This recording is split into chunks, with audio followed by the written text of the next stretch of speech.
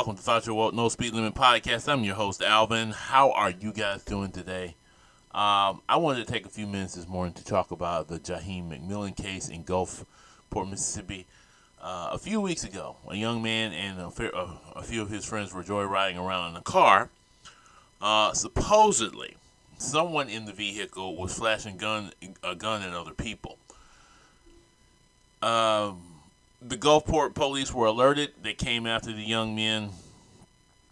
They chased them. Some of them jumped out of the vehicle where they were, ran out towards the Family Dollar. Police stopped one individual, Mr. McMillan, in front of the Family Dollar. He turned and ran. Supposedly had a gun, according to one police officer. He fired, and the young man was killed. Now, here is where the story gets interesting. There's several eyewitness accounts, including a man that was filmed standing in front of the Family Dollar, shouting at the police, "You just killed that dude in cold blood," wearing a thin blue line shirt. He was wearing a thin blue line shirt, and several eyewitnesses say that the young man McMillan did not have a weapon at all. Now, this is, like I said, the information I'm giving you is from the police chief, who gave this short news press conference where he said, I'm giving you the facts in the case. The fact is this, that the police were called. Someone either ran or ran from the scene of the crime and somebody got shot. That's what they're saying. That's just the facts of the case. He also talked about some officer that some people have released his name, said he was not the officer. That happens on the internet, unfortunately, and I think that's bad. Now, let's talk about the McMillan case and what's come out since then. Several eyewitnesses said the young man actually had turned around, had his hands up, and did not have a weapon, but was shot anyway.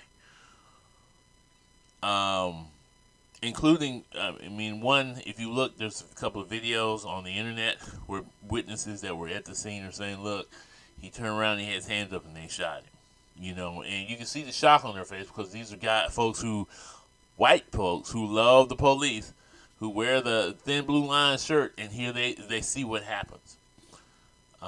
Also, there was another thing that came out there. There was a press conference by one of the Black Lives Matter groups who say they have acquired video from a store across the street showing that McMillan had his hands up and that the police shot him in cold blood.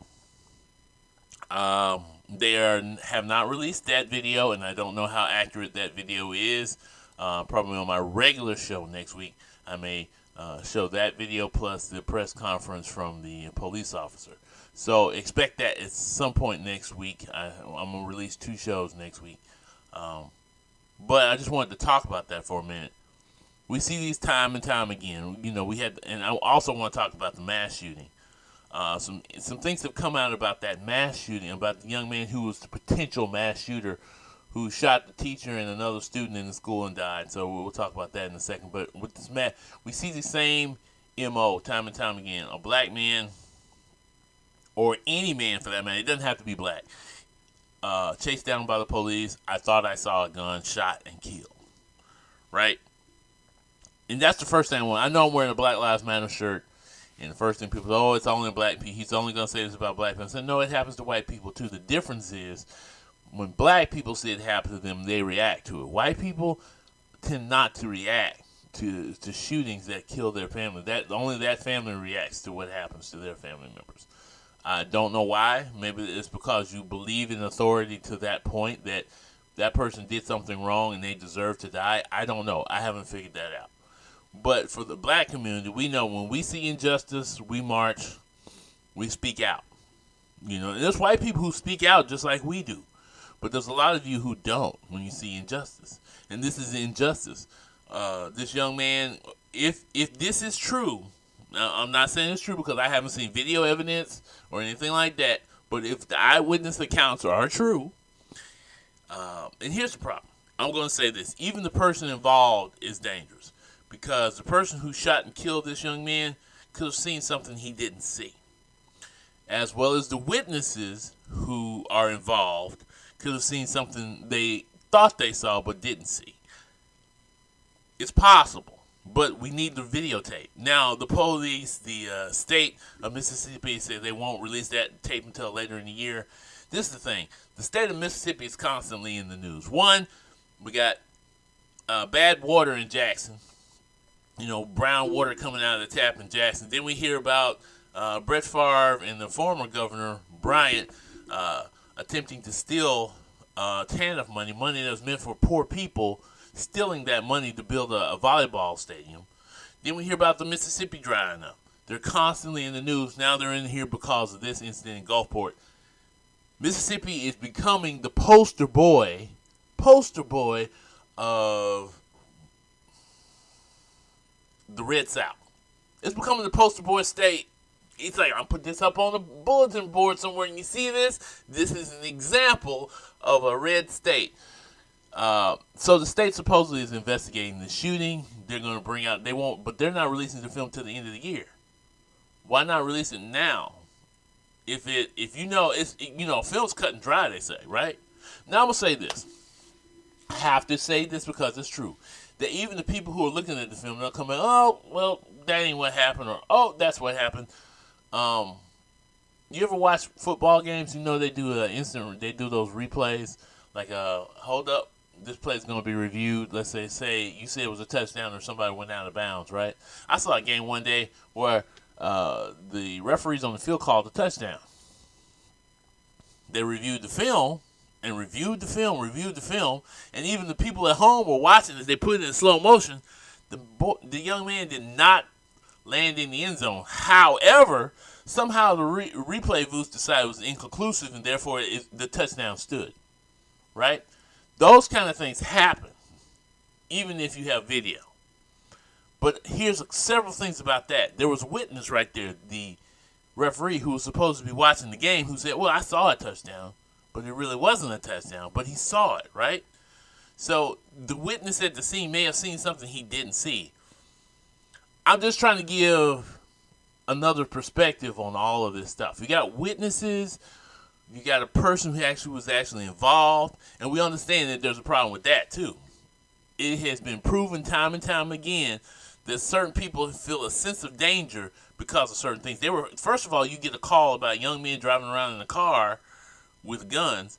They hop out the car and run, and your adrenaline's already, oh, they're armed, they might shoot me, oh, he's armed, boom! Wasn't armed. So your mind wasn't on what you were doing, right? So now the mother's asking for answers. Black Lives Matter, the community is asking for answers, and the police are talking about facts are facts and so on and so forth, and here comes somebody else saying, well, wait a minute, there's other proof that says the facts you're telling me ain't the facts. See, the problem is, people get the idea that facts are true. Fact is not truth. Fact can help you find the truth, or find if something is not true. So the fact that the police chief got up there and said, here are the facts in the case, is that the truth? What is the truth about what happened? We won't find out for a few weeks on that, okay? But we got people out there searching for the truth. I want to thank my man Benjamin Dixon. I watch his show on a regular basis. I want to thank the work that he is doing on this.